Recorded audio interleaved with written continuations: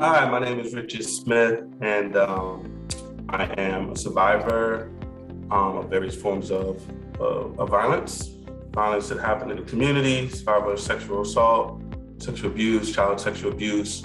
I'm also an activist, an educator, a healer, and a father.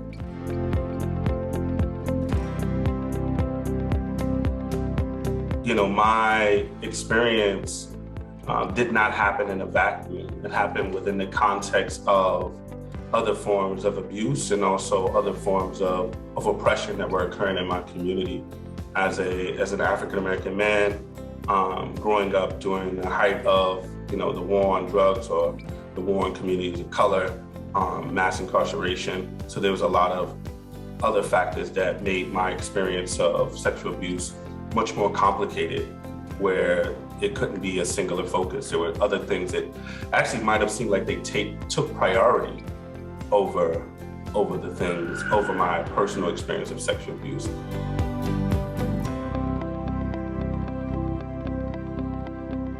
All of these other things occurring simultaneously, right?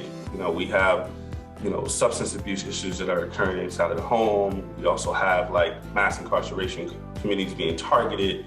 And then we also have this historical narrative of Black men being hyper-masculine and hypersexual and all of these things that I'm trying to manage and trying to navigate and figure out while simultaneously dealing with my personal experiences of harm that came as a child.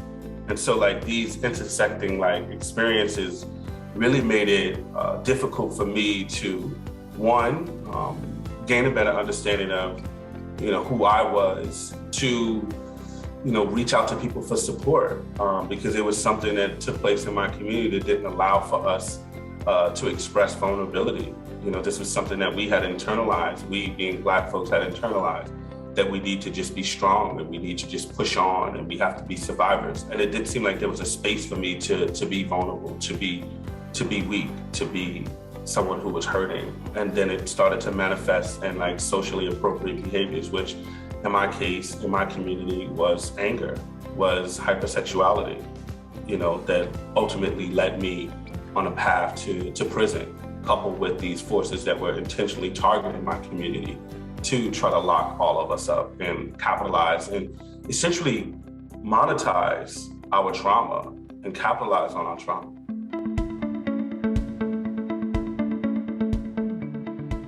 One of the things that happened during my incarceration that really illuminated that my experience wasn't unique was that I found myself in a group with other men that we were facilitating for ourselves, because one of the things I always talk about is for Black and brown folks, we got prison and other folks get mental health support, other folks get services to try to help them heal. And even though I know that men don't typically get the support that they need because of patriarchy, because of these other things, it's even more exacerbated for Black and brown folks. And so I found myself in a prison, facilitating a support group to help us heal from other things that we experienced. And then it came to light that we had all been victims of childhood sexual abuse. Nearly all of the guys in the group that I was working with had survived some form of childhood sexual abuse. And another thing that was really illuminating for me was that, many of us experienced sexual abuse at the hands of women, at the hand of adult women, nearly all friends of our parents. And we didn't even look at that as sexual abuse. We didn't look at that as sexual harm and violence. But we found ourselves in this predicament kind of acting out on that unaddressed trauma. And then, the criminal legal system just gobbled us up because, we had no concept of what we experienced. We weren't able to communicate in a way that could clearly explain what we had been through. And then we didn't feel comfortable expressing it. But we found that in that space, in prison with each other. Unfortunately, it took that environment. And unfortunately, that environment we were able to create that space for ourselves in that environment, but it doesn't have to be that way. It shouldn't be that way. Black men should not have to go to prison to create space to heal. That says something that is entirely wrong with our system, our society, where we have to find a safe space in prison to heal. And I know way too many men, specifically Black and brown men, who've had that same experience.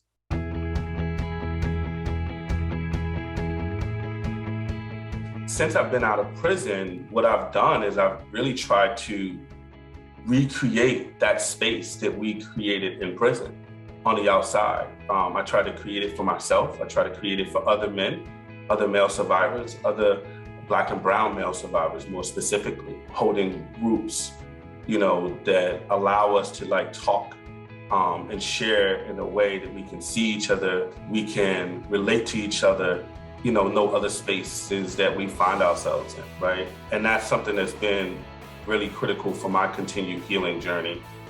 Just being able to communicate and find community with people who can identify and relate to the things that I've experienced, and I can relate to those things. So, that's been critical. Also advocacy, right? Because one of the things I believe is that trauma, distills down to powerlessness. And so the reclamation of my power through advocacy, through the ability to have an influence on people who make decisions that impact my life and the lives of so many other Black and brown men has been a very empowering experience that is also equally healing for me.